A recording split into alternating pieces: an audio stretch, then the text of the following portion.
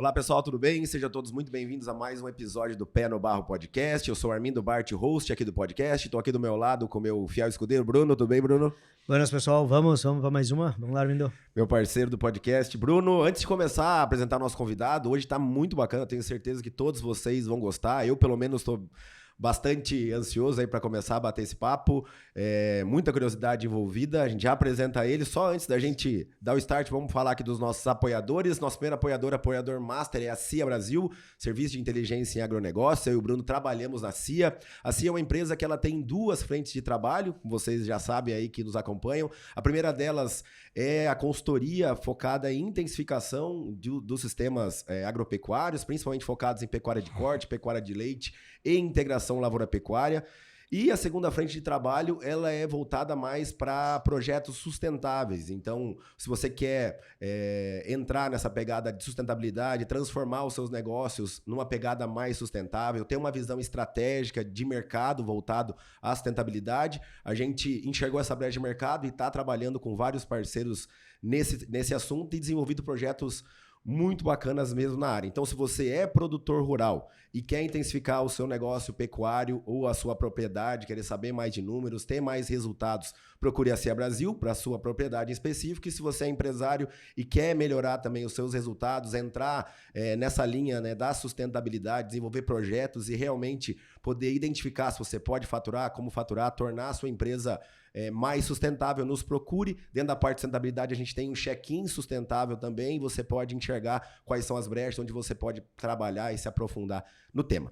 O nosso segundo apoiador é a FarmCont. FarmCont é a empresa de contabilidade rural mais completa do mercado, vem ganhando bastante espaço, um crescimento absurdo, mais de 2 mil clientes em todo o Brasil. Ela é focada principalmente para contadores, tem facilitado bastante esse processo. A gente encerrou há pouco aí toda essa questão de imposto de renda, e a FarmCont trouxe com muito sucesso, né, toda essa parte da contabilidade rural, facilitando um horror a vida dos produtores, que tinham que levar aquelas notas, aquele monte de coisa quando chegava no fechamento aí do prazo do imposto de renda. E isso tudo a FarmCont melhorou bastante, processo tudo automatizado. Então, se você quiser saber mais da FarmCont, entre em contato, é só ali acessar o arroba FarmContBR ou pelo site farmcont.com.br. E também da CIA Brasil, acabei não falando, né? Se você quiser saber mais, procura a CIA Brasil pelo Instagram, que é CIA Brasil Agronegócio. Beleza?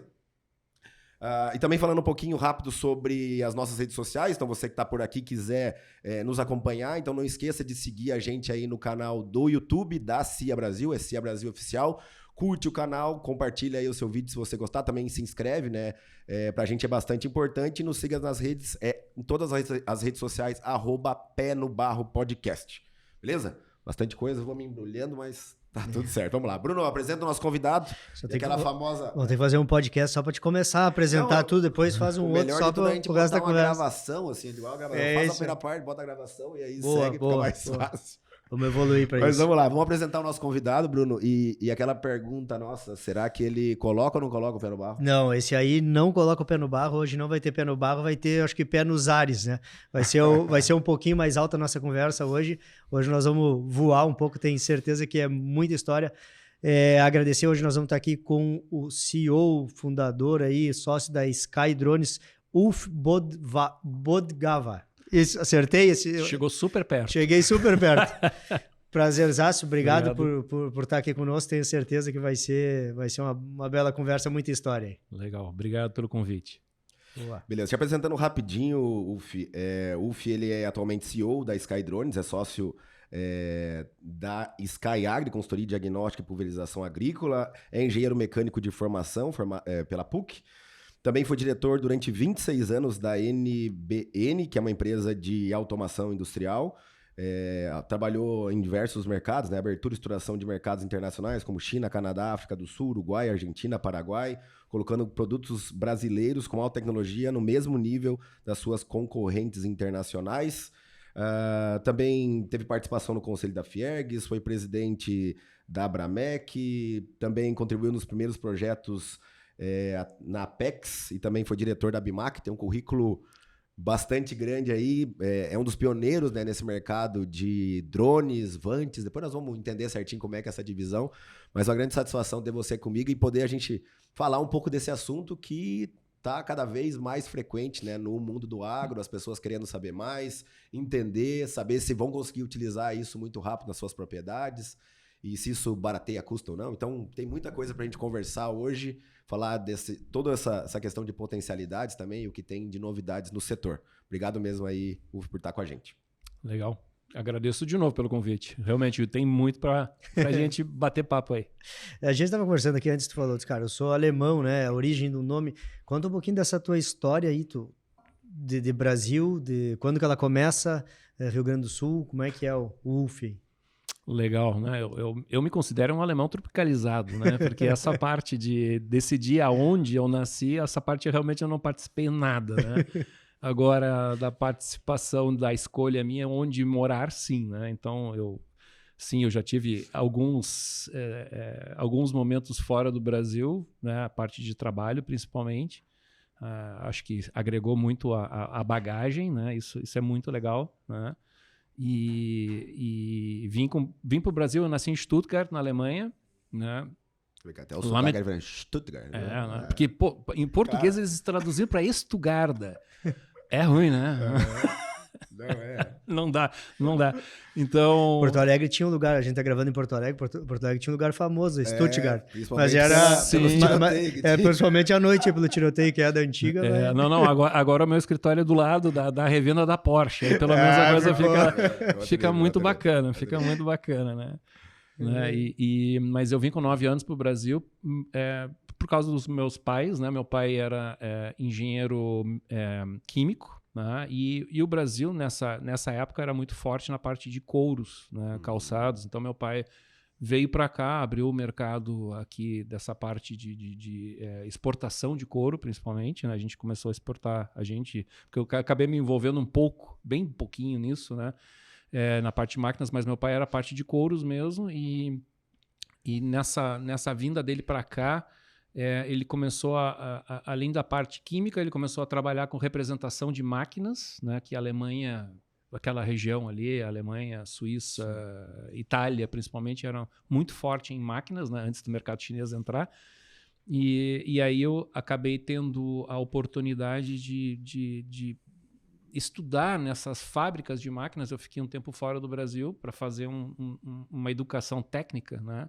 Então eu tranquei a PUC um pouco, né? Que na época eu estava fazendo engenharia mecânica. Comecei como engenheiro químico, né? Meu pai me deu uma empurradinha, né? Ele até tentou uma coisa melhor ainda, né? Ele, antes de eu entrar na faculdade, ele conseguiu... Alemão sabe fazer couro ou cerveja, né? Então, essas duas coisas. E aí ele conseguiu para mim um trabalho na Brahma na época. Né? Eu fui aprendiz de mestre cervejeiro, mas aí eu vi que eu não conseguia enxergar muito bem, né? Depois de testar as coisas. Resolvi ir pro lado da química. Parava no teste, né? Não seguia pra frente do trabalho. Né? Então, foi basicamente vamos dizer assim, essa largada, esse tiro de largada que meu pai deu nessa parte de máquinas de couro, não de calçado, só couro mesmo, né? E isso acabou... comecei como representante, meu pai como representante, eu como técnico, meu irmão também trabalhava nessa parte, né? E aí, como tu citou já, eu fundei a NBN, né? Junto com parceiros meus da universidade, e a gente começou a produzir equipamentos. Foi aí que começamos a produzir equipamentos no Brasil, né? Para ficar já um pouco independentes de tecnologia importada. Mas o mercado de couros dessa... Couro, segue couros ali.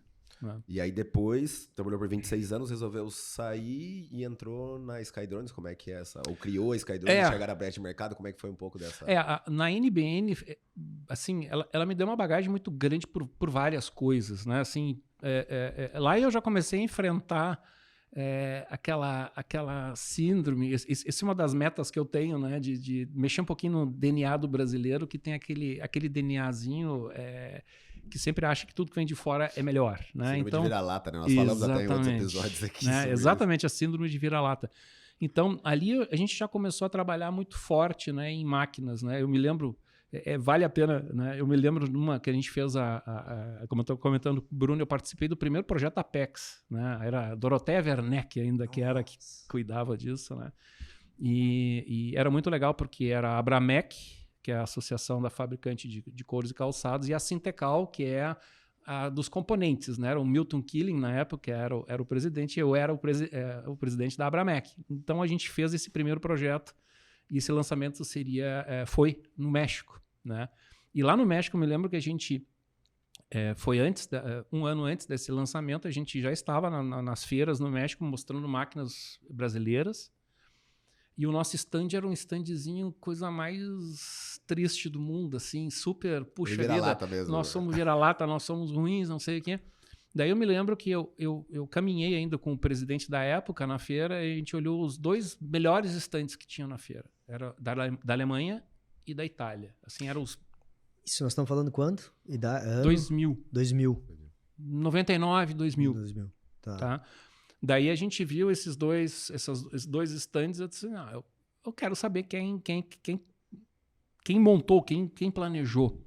E aí a gente descobriu que era uma organizadora, era alemã, né? Engraçado, o cara estava no México, mas era um alemão. E legal, a gente no outro ano, como era o nosso lançamento pela PEX, a gente contratou essa empresa. E o Brasil teve o stand mais legal da feira. Assim, ó, a gente botou eu ia dizer uma expressão, mas não vou dizer. Mas é das galáxias. Então a gente fez um negócio... Então foi uma coisa muito legal. E o mais engraçado foi, a gente teve problemas na hora da montagem, aí eu fui falar com o técnico que estava montando o nosso stand brasileiro, só que como era uma empresa alemã, eu estava falando em alemão com o cara, aí eu disse assim, tá, vamos lá no nosso stand. E o cara caminhando pro stand da Alemanha. Disse, não, o stand é brasileiro. O que tu faz aqui? Então, mas aí já essa foi muito bacana, porque eu já notei que não ia ser muito fácil de convencer as pessoas a entenderem que tinha um talento fantástico. As nossas máquinas fizeram um sucesso monstruoso, só que lamentavelmente o governo acabou derrubando de novo, porque aquelas mudanças de câmbio e tudo mais acabou não nos dando vantagens que a gente acabou conquistando duramente, né? E como é que entra pro mercado agro pra gente chegar hoje aí no que tem até a tua entrada, e depois a gente aprofunda aí nessa... Não, legal. Tu foi pioneiro, né, nesse mercado de drones. Sim. Como é que você foi? Você viu fora do país ou começou a... Vamos fazer uma... O que é drone? O que é Vant? O que é... Importante também. Vamos lá. Antes da gente entrar na... Tá, mas assim, ó, bem simples, tá? Na realidade, o nome técnico é Veículo Remotamente Pilotado, RPA. Tá? Esse é o nome de verdade, né, desta classe. Só que quando ela começou a surgir, a primeira coisa que surgiu foi o tal de VANT, Veículo Aéreo Não Tripulado. Foi o primeiro nome que deram. Uhum. Hoje no Brasil isso acabou... O hashtag virou aviãozinho, né? Tudo que tem asa é um VANT. Uhum. Né? E tudo que tem hélice, a gente chama de veículo com hélices multirotor, né? Em vez de ser um rotor só helicóptero, ele é multirotor. Então esse aí ficou drone, né? Mas na realidade ficou meio que apelido popular. Então drone é tudo que tem hélice e VANT é um avião, ponto. Tudo que tem. Né? E a minha entrada ali, a pergunta anterior, é que eu acredito que muito antes de eu ganhar uma fralda, meu pai me deu um avião, alguma coisa de um aeromodelo. Isso é uma das coisas muito legais, né? Que é uma coisa que no Brasil a gente tem que dar uma melhorada muito forte na educação. Quando a pessoa já é, vamos dizer assim, quando ela já é atiçada para se a pessoa tem dom tecnológico, se ela já é atiçada desde cedo para essa tecnologia, tu acaba desenvolvendo vamos dizer assim, um gosto por isso, né? Na parte da NBN, dessa parte de automação, a gente chegou num limite dentro do Curtume. Não tinha muito mais o que evoluir ali. A gente realmente já tinha feito tudo. Minha paixão, eu sou piloto também privado, a minha paixão sempre foi voar ou coisas que voam, né, de maneira controlada, né? Tem coisas que voam que não é legal. E aí começou a pintar a tecnologia de multirotor, que são os helicópteros que ficam no ar. E aí me lembro de ter comprado um e achei legal, e aí a partir daí é história. Porque a origem mesmo é mais militar, né? Dos drones ou VANTs, né? Começou essa coisa mais e depois acabou entrando para o mercado mais doméstico. Totalmente, porque os componentes que fazem um drone saber onde ele está no espaço, os sensores internos, eles eram caríssimos. O que a gente chama de giroscópio, acelerômetro, são elementos mecânicos caríssimos. Só que quando surgiu o telefone, eu estou todo olhando para o telefone, quando surgiu o telefone, isso tudo foi miniaturizado de uma maneira tão grande e sensores que custavam lá 15, 20 mil dólares começaram a custar 50 centavos de dólar. Tá? Então, a partir daí, estamos no jogo. A gente que vem, hoje a gente vê muito, né? Eu tento traçar um paralelo, né? Um tempo atrás a gente teve com um estudante que ele perguntou, por que eu usava hidráulica, né? Isso aí adianta alguma coisa lá, a derivada, vai usar, né? E aí eu me lembro que eu tinha lá... Então, agora que eu quero voltar uma coisinha que tu acabou de falar que é muito importante. Agosto, tô fazendo 20 anos de formado aí com a nossa turma e tal, de formado de Santa Maria, a gente tinha uma aula lá de fotointerpretação, alguma coisa que eu não lembro. Aí tinha uma professora que ela chegava num laboratório, o laboratório eram umas fotos desse tamanho, aí puxava, parecia uma radiografia aquilo, aí a gente olhava, você tem que saber analisar isso, mas nem ela sabia nos dizer o que nós estávamos olhando naquele negócio ali e o que ia fazer com aquilo. Eu sei que a gente olhava, tinha lá, era das menores disciplinas, né, em carga horária, a gente olhava aquilo e faz, não, isso aqui, eu tenho certeza que, e dizia, já tem alguma coisa de NDVI, vai ter coisa de imagem, isso vai vir no futuro. E hoje a gente está com isso aí totalmente direto, assim. Como é que é essa relação? De onde é que começa esse negócio? Qual é a evolução? Porque nós vamos falar um pouco de aplicação aérea. Nós vamos puxar lá do trator de arrasto e vamos chegar no ml, né, na gotinha por planta. Mas como que é essa questão da imagem traz um pouquinho para nós isso aí? Tu tocou num assunto bem legal, assim. Primeiro, o interesse, né, para os estudantes, né, quando eles estão fazendo, que nem cálculo, né, a gente nota muitas vezes que chega... Quando tu tem muita teoria e não tem nada de prática, fica uma coisa muito pesada. E aí a pessoa está no meio do estudo. Isso acontece, a gente tem estagiários, muitas vezes eu tenho lá dentro da Skydrones estagiários de engenharia, e aí chega no momento, o que eu tô fazendo? Tipo assim... eu não sabia que dava para fazer tudo isso com aquele maldito cálculo. Né? Então, assim, quando eles dizem, tu viu que aquele drone caiu ali? Caiu porque tu errou ali alguma coisa no cálculo. Então, é bacana ter um pouquinho mais, desde cedo, essa interface do poder. Né? Isso é legal, pelo menos dá mais tesão do cara continuar do que tá fazendo. Ponto. Senão o cara vai encher o saco e vai desistir. Né? Mas esse negócio da imagem, por exemplo, primeiro, o drone, quando surgiu, vamos imaginar, Skydrones começou em 2008. A gente começou a fazer as primeiras imagens, puxa vida, sei lá, vamos imaginar, 2010, 12, por aí, a gente começou a trabalhar com essas imagens NDVI, né? Essas imagens que são imagens que captam outras frequências de luz. É como se fosse uma febre da planta, né? A gente consegue sacar que tem algo errado, mas não sabe o que é, né? Porque tem que ter uma comparação. Aquilo ali que deve estar falando da professora mostrando. A gente tem que ter comparação. E cada cultura tem uma interpretação diferente daquela informação. Tá, mas o importante é que naquela época, e até muito pouco tempo atrás, a gente não tinha muito o que fazer com essas imagens NDVI, porque o VANT, né, principalmente o avião que fazia essas imagens, ela gerava essas informações e a gente chegava lá pro agricultor, tu tá com problema. Aí ele dizia assim, muito obrigado, você já sabia. Né? Por quê? Porque essas informações, essas imagens, elas são informações de gestão. São informações e na agricultura não se faz gestão a esse nível.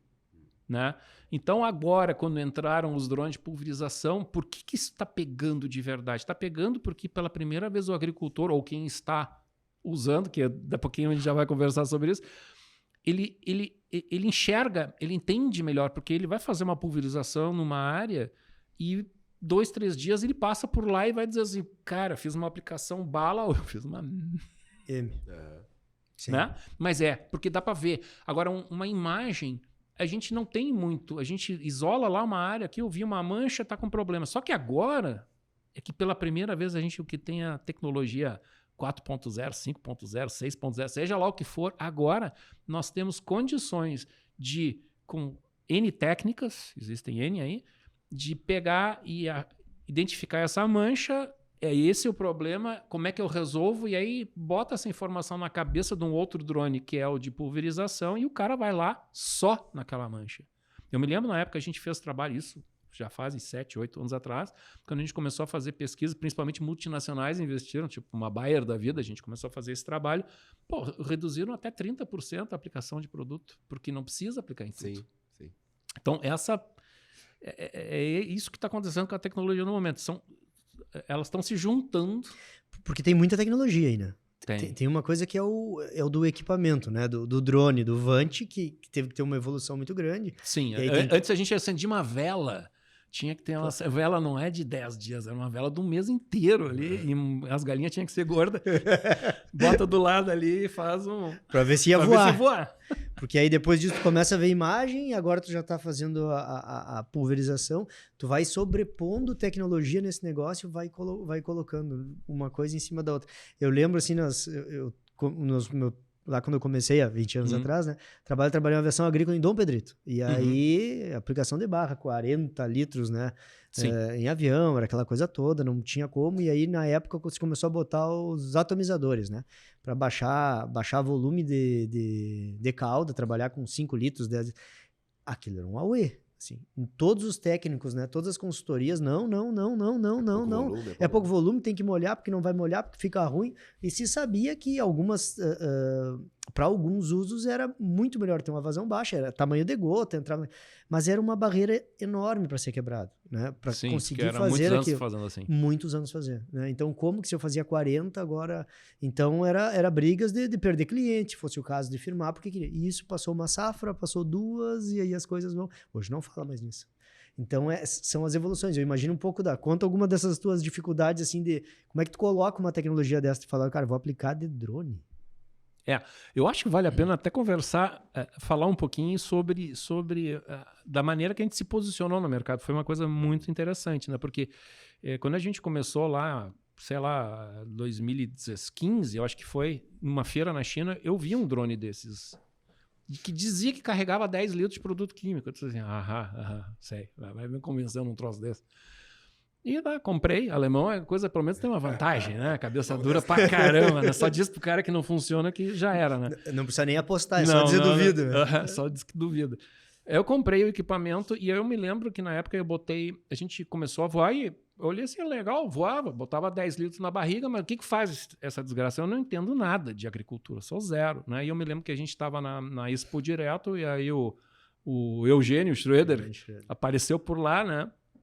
E aí ele viu aquele negócio lá, curioso, né? Disse assim, pô, que legal, o que é isso? É um pulverizador. Tá brincando comigo. E assim foi. E aí a gente começou a fazer os testes, tá? Então, ali naquele momento a gente começou a ver que essa tecnologia era viável. Porque quando a gente começou a trabalhar, as pessoas chegavam com um drone e o cara assim, tá, que piadinha sem graça. Hoje não existe mais piadinha sem graça, né? Hoje as pessoas já sabem, mas foi um trabalho. Esse, então, foi um momento inicial em que vamos dizer assim, a robótica, né? Eu chamo isso um robô voador, né? E esse é um problema que as pessoas também não estão entendendo ainda, né? Estão todo mundo xingando o drone quando faz uma aplicação errada. Não é o drone que faz a aplicação errada, é aquele serzinho. Tem uma pecinha lá atrás. Tem aquela pecinha, né?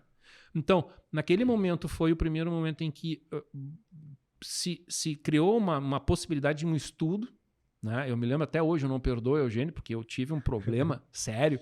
A gente conseguiu um emprestado de um amigo meu, Gilson. Ele tinha um prédio industrial, estava vazio na época, não tava alugado. E a gente voou com um drone dentro do prédio para botar aqueles papéis sensíveis, né? Hidrossensíveis e tudo mais. E o cara, o Eugênio, em vez de botar água, ele me botou tinta vermelha naquela coisa para testar, né? Pintou todo o prédio. A gente teve que pintar o prédio pelo lado de dentro de novo ali, para limpar, né? Sim. Então, mas foi legal. A gente vai aprender as coisas inusitadas. Então, ali a gente começou a fazer os testes e viu, não, o tamanho de gota é legal. Aquilo que tu acabou de falar da quantidade de produto químico, né? Hoje, por exemplo, a tendência é ter o produto mais concentrado possível, né? Porque qualquer coisa que eu colocar dentro, seja água, um adjuvante, seja o que for, é peso inútil. Né? Porque a técnica, né? Quando a gente começou com os drones, ainda tinha uma barra no drone, a gente achava que barra era um negócio, hoje a gente viu que absurdo que a gente estava fazendo. Né? Hoje, todos os bicos de pulverização, tem vários tipos, são debaixo dos motores. Né? E aí, então, tu tem a bomba jogando o produto para baixo e o motor ainda botando para baixo, então eu não preciso de água ou praticamente nada de adjuvante, que o produto desce. E aí a gente consegue espalhar ele de uma maneira muito melhor, sem ter tanto volume. Né? Então, esse aí foi o primeiro passo, a gente começou... a atingir o alvo, né? Esse é Exatamente. Né? Porque tem uma cobertura a ser atingida. Né? E o drone, nessa parte de deriva, por exemplo... das tecnologias de volume, né? Ela não é um costal, não é uma pessoa, né? Ela é a tecnologia que a gente tem o maior controle. Na realidade, na China, o drone ele foi criado porque tinha algo... É legal saber o porquê que veio esse drone. E o porquê que tem alguns probleminhas aqui ainda no Brasil que a gente vai ter que dar um jeito, né? A China chegou num ponto, isso também faz uns 15 anos atrás, que ela estava com uns 20% da área de agricultura dele totalmente contaminado por excesso de produtos químicos. Porque quando tu faz isso com costal, tu não tem controle.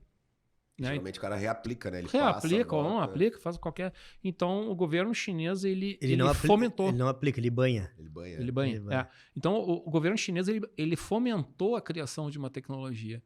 E como é que ele fomentou? Isso é uma coisa muito legal. Isso que a gente sente muito como empresário de tecnologia aqui no Brasil. Eu me sinto assim um cara totalmente numa ilha sozinho, né? É que lá ele fez o seguinte, ele garantiu a venda dos drones. Então chegava assim, quer comprar um drone? É legal, custa $1.000 ou R$5.000. Eu pago a metade, o governo paga a metade e tu, agricultor, tu paga a outra metade. Então ficou barato pra caramba pro cara. Em troca, o que eu quero? Dados. Eu quero saber onde tu pulverizou, quanto tu pulverizou, qual é o produto e assim por diante. Né? Então, por isso que todos os drones, principalmente os chineses que estão aqui, para tu poder fazer o teu relatório para o mapa, que é depois a gente fala, mas é um relatório exigido hoje em dia, tu tem que consultar o banco de dados do teu voo que já está na China. Então, todo voo que a gente faz está na China. Né? Então, isso é um assunto que é bem delicado, mas tem que ser tem que ser tocado. Né? Toda a informação. E a informação que é o tempo de voo, aonde voa, toda a localização, isso é tudo uma produto informação. Químico. E hoje em dia, nos softwares mais novos chineses, a gente tem, quando ele faz o imagiamento prévio, que a gente tinha comentado para descobrir onde é que tem as manchas, as anomalias, ele também guarda as informações de toda a nossa cultura com uma resolução de, sei lá, 5, 10 centímetros por pixel. Tu consegue identificar uma folha. Né? E por que isso vai para a China? Porque a tecnologia embarcada é chinesa. É chinesa. A Skydrones, ela foi a primeira distribuidora... Eu preciso só voltar para um outro assunto depois. Vamos lá, nós vamos voltar lá em 2008 depois e tem um evento em 2010 que é um dos melhores aí. Mas por que hoje... Como é que funciona a Skydrones? A Skydrones compra, monta, desmonta, desenvolve... Tá, legal. Assim, onde é que vocês estão? Onde é que é a sede? Como é que... Conta um pouquinho do... Deixa eu fazer assim. A Skydrones, ela foi a primeira distribuidora da DJI no Brasil. A gente fez isso, a gente teve parceiros, um grupo muito grande aqui do Sul, né? E a gente trabalhou bem forte, mas o forte nosso para aplicar... Isso tipo Phantom, mais brinquedos, né? Mas a aplicação industrial, a gente teve, né, muito forte Petrobras e outras empresas grandes aí de energia como clientes. A Skydrones escrevia o software, porque quando tu faz uma aplicação industrial, tu não usa o aplicativo que vem de fábrica. O que é uma aplicação industrial? Aplicação industrial são inspeções, por exemplo, tu vai fazer uma rede elétrica, tu faz inspeções, aí tu tem que ter algoritmos, tu tem que ter programas rodando ali dentro que conseguem sacar quando tem algum fio descascando, se tem algum isolador rachado, coisa desse tipo. Então, essa parte de software a gente sempre fez. A nossa especialidade, nós somos ainda de produtos da DJI, ou éramos até pouco tempo, a única empresa abaixo do Equador que fazia esse tipo de software aqui. Né? Só que aí, quando nós começamos a entrar nessa parte de agricultura, os chineses têm os drones de agricultura, óbvio, né, que são 90 e poucos % do mercado, só que são plataformas fechadas. O chinês não admite que ninguém faça software para eles. O que é o nosso software? Nós queríamos manter todos os dados no Brasil, para a gente poder emitir os relatórios do mapa no Brasil, tudo mais. Só que eles não permitem nada. Tanto é que o software deles só agora começou a falar um português menos traduzido, que era bem engraçado de ver, né? Então, por esse motivo que a Skydrones começou, já que eu não podia utilizar... Para a gente é muito difícil, é impossível nós competirmos em hardware com a China, ponto. Não há discussão. Os caras têm todo o ecossistema na China, tudo lá, tá? Então, a gente gostaria de ter usado o hardware, né, o drone, e nós fazer todo o sistema. Software em português, como é que desenha, coisas assim. Não deu. Aí a gente teve que desenvolver os nossos drones, os pelicanos, que a gente chama. Por isso entraram no mercado de drones, construindo drones. Isso, tá? A gente foi forçado, porque a gente viu, a gente já entendia muito antes de qualquer o tamanho desse mercado. Para vocês terem uma ideia, devem entrar algo, no ano passado deve ter entrado algo como uns 4, 5 mil drones de pulverização, e esse ano deve entrar muito mais do que 10 mil. O Brasil se tornou o segundo maior mercado mundial de drone de pulverização. Hoje... E nós temos a melhor regulamentação do mundo. Quantos mil drones nós teríamos aí? Tem como dar esse... É difícil nesse momento ainda. Agrícola, eu chuto. Um chute educado agora. Eu acredito que nós estamos perto de uns 5 mil, 6 mil drones no Brasil. Esse é o meu chute educado. Por que chute? Porque até no mês passado, maio, começo de maio, entrou uma nova regulamentação no Brasil em que drones, só para... simplifica bem o processo, né? Que drones, vamos dizer assim, os drones eles têm regras para serem operados, tá? Tipo, imagina uma caminhonete, tu tá com um carro, tu tem uma carteira de motorista para carro. Agora, se tu quiser comprar uma RAM, né, que aparece uma caminhonete grandona, aquilo já é um caminhão. Né? Então, tu tem que ter uma outra categoria. Então, nos drones acontece a mesma coisa. Os drones da classe 3, que a gente chama que são drones com peso total, com produto químico dentro, bateria e o drone, até 25 quilos eram os únicos que eram legais de voar no Brasil. Só que a grande maioria dos drones que estavam começando a entrar no Brasil, por causa do tamanho das áreas de agricultura brasileira, são drones que não carregam 10 litros de produto químico, mas carregam 20, 30, 40, 50. Né? Então, aí, todos esses que entraram... E era 2/3 do mercado já, no ano passado. Então, e esses até então não poderiam, eram proibidos de voar e não poderiam ser registrados na ANAC. Por isso que a ANAC ainda não tem esses dados. Isso faz um mês que liberou o registro. Né? Então, por isso que eu digo, a gente tem um chute educado, mas é isso. E isso entrou de maneira meio ilegal, mas por força do mercado... Sim, e o ruim... Sem regulamentação, no caso. Né? Sem regulamentação, mas muito ilegal ainda. O Brasil tem mais de 50% de contrabando ainda de drones. Que vem da onde?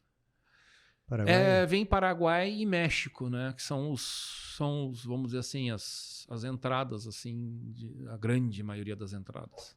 E quando fala 5 mil, nós estamos falando de drone só de pulverização. Nós não estamos falando todos os Phantom da vida. Não, nós temos mais de 100 mil drones já no Brasil. Mais de 100 mil. Que aí é um uso recreativo. A gente usa muito no agro, vê muito que é só usar para ver a foto, acompanha, olha, né? O pessoal que tem arroz acompanha, vê se tá tudo cheio com água. Então tem vários usos que não é esse drone profissional que nós estamos, né? É o cara que opera o amador mesmo, que aí não tá nessa tua conta aí, né? Mas é impressionante a evolução do uso, né? Porque uma das... Eu vejo assim, uma das principais coisas que a gente olha aquilo ali comparado. Você compara um drone, aí você olha pro lado um autopropelido, são coisas completamente diferentes. E aí você olha assim, mas o autopropelido com toda a tecnologia, com tudo, a capacidade. Aí você olha pro drone, será que isso vai substituir? Como é que tá esse processo de uso da tecnologia, o quanto as pessoas, e o quanto, por exemplo, a autonomia, que é uma das coisas que mais o pessoal fala, coloca um drone para voar, beleza, faz um serviço legal, mas eu consigo pulverizar poucos hectares, aí logo não consigo ter tanta autonomia. Como é que tá esse paralelo em comparação às duas tecnologias o mais usual? Né? Sim, tu tocou num ponto bem interessante, assim, eu chamo de colisão de dois mundos aqui, tá? Nós estamos falando com o mundo da educação aeronáutica, tá? Porque nós estamos trabalhando, ele despegou do chão, né, tem os aviões, né? Nós estamos falando de robôs que voam. No momento que ele voa, ele faz parte de regras da ANAC e do DSEA. A ANAC é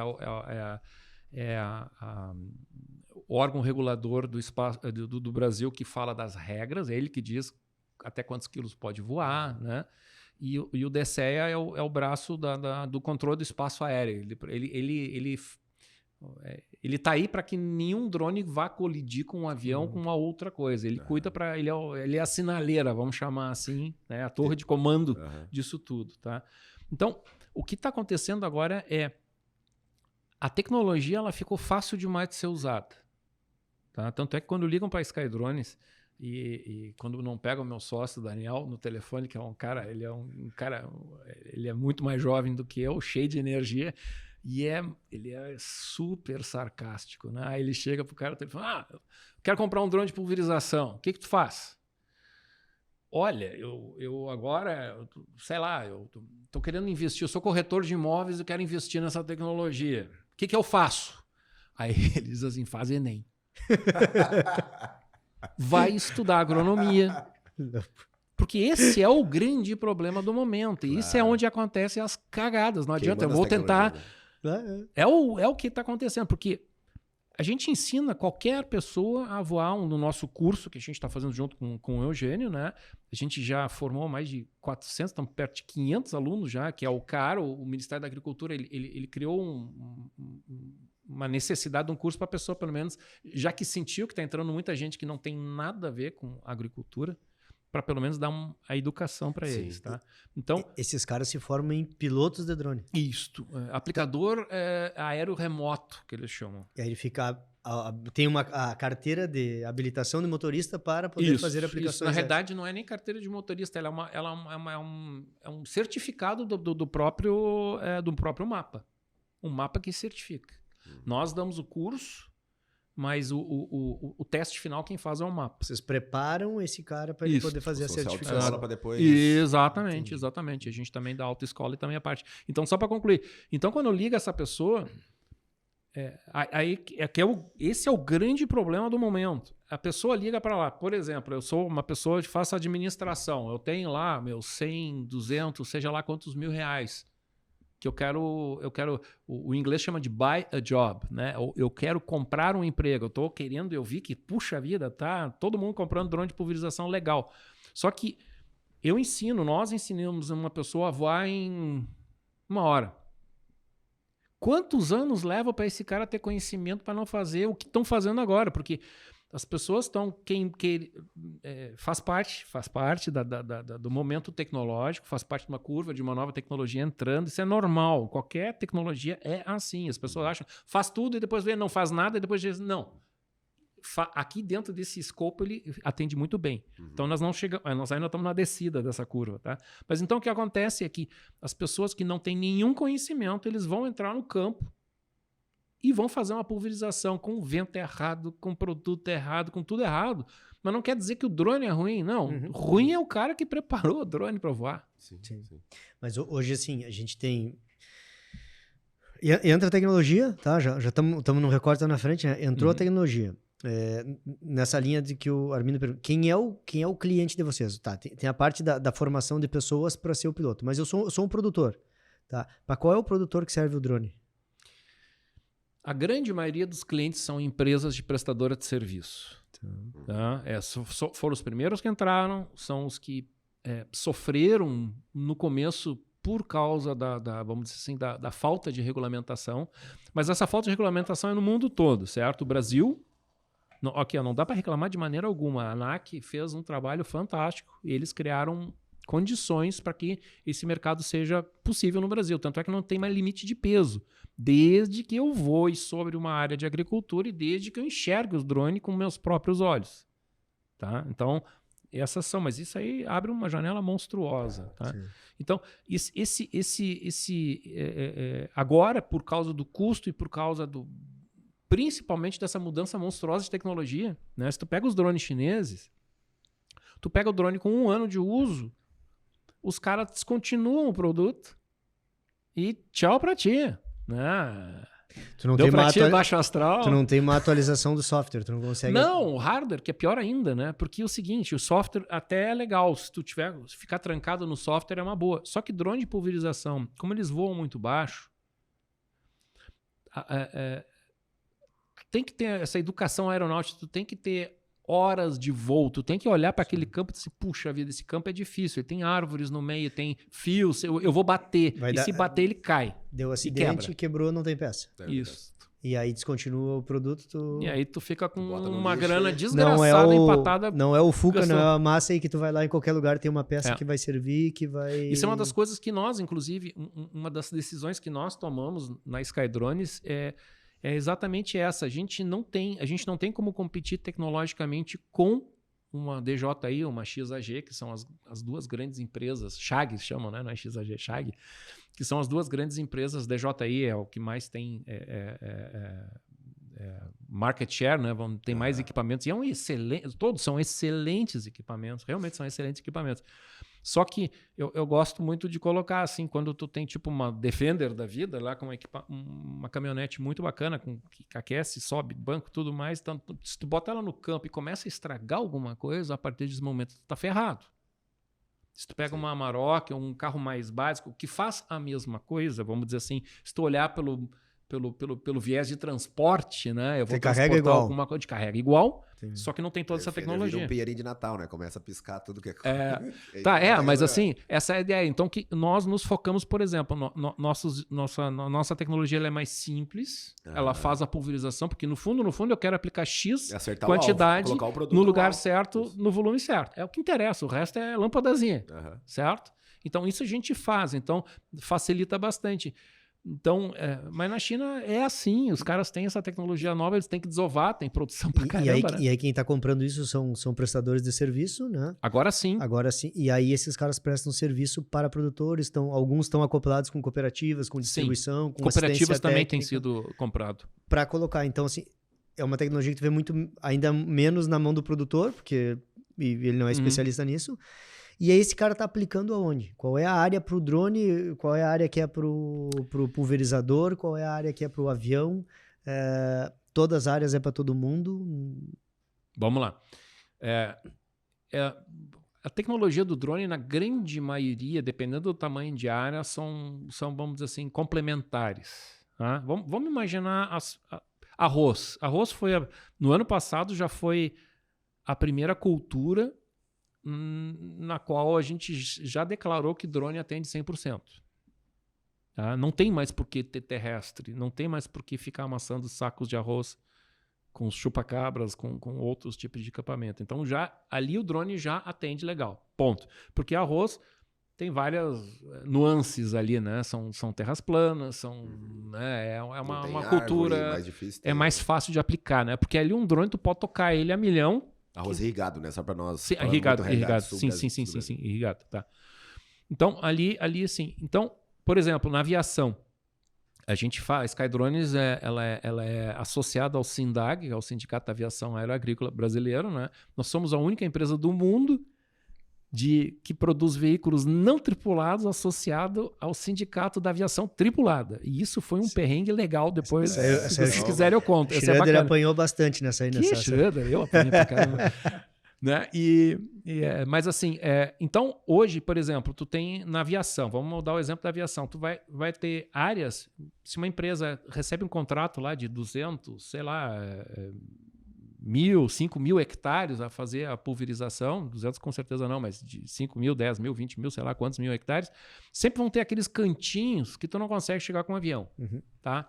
Então hoje, quando tu pega softwares que estão embarcados em avião, tu desenha, tu plota, que eles chamam, né, a área que tu vai fazer o voo e ele registra o que tu realmente voou. Então essa parte que não foi voada dá para ser exportada e botar na cabeça do drone, aí o drone vai lá fazer. Tu pega um autopropelido dos grandes, a mesma coisa. Tu vai ter aqueles cantinhos que o bicho fica... Vai depender muito da área, mas assim... Área mais declivosa também eu vejo. Declivosa, puxa vida, declivoso é maravilhoso tu entrar com drone, principalmente em reflorestamento. Maravilhoso. Ali foi, inclusive, as grandes empresas de reflorestamento foram as primeiras que fizeram POCs, né? Fizeram prova de conceito, porque tu vê... Eu me lembro que a gente fez uma prova de conceito, o Schroeder estava junto nessa, né? E tinha era o gerente lá da área de RH e o cara rindo, né? Eu disse assim, o que tem de tão engraçado aqui, né? Eu disse assim, não, tu tá vendo essas 10 pessoas que estão sentadas aqui do lado olhando, elas deveriam estar com um costal ali no meio. eu estou tendo 10 processos trabalhistas, potenciais processos a menos. Porque essas pessoas não vão lá, não tem como se machucar e tudo mais. Dependendo da visão, tem 10 pessoas a menos trabalhando também. Vão ser relocadas. Mas é da tecnologia, claro. Sim, mas sim, mas assim, ó, é importante dizer, porque elas vão trabalhar em áreas menos insalubres. É claro, exato. O drone está ali, exatamente, é ele que fica no meio. Uma área declivosa, botar uma bomba costal de 20 litros. Sério, o cara um pouco de banho, o cara toma... Tu já tem mais 5 mil pilotos de drone que não existiram, uma profissão que não existia, que já vai ter e tá crescendo. Sobe o nível, claro. Não, sempre tem os dois lados, não adianta, mas a gente sempre tem que, vamos dizer assim, colocar muito o drone, ele foi criado exatamente para tirar o ser humano de dentro de lugares hostis. Se o drone cair, o problema é dele, que não tem ninguém dentro. Claro, né? Então, muitas vezes na aviação...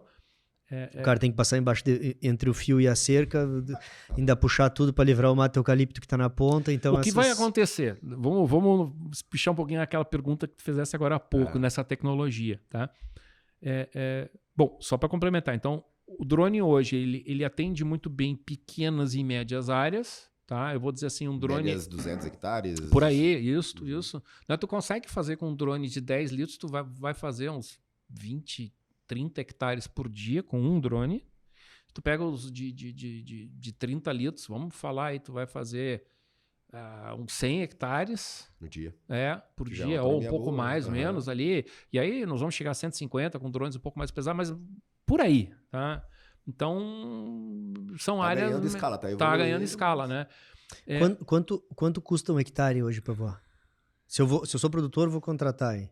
Mais ou menos. Depende muito, assim, mas numa média, drone, a aplicação está em torno de uns R$200 o hectare. Tá? Depende muito. Porque área, se for áreas maiores, mas imagina a seguinte situação, aquele que a gente conversou antes, quando a gente pega imagem com drone. Tá? Imagina, eu gosto de chamar isso uma máfia. Máfia no bom sentido, tá? Máfia está aí para te proteger, entre aspas, tá? Eu digo no sentido, não no sentido pejorativo da máfia, mas no sentido da ideia. Que é o seguinte, imagina que tu pega um drone, voa uma área, consegue levantar aqueles 20%, 30% que realmente precisam dessa pulverização. Pega o drone, aplica só 30%, o produtor deixou de pagar 70% de produto químico, que hoje é a maior... Tá? Então, não é...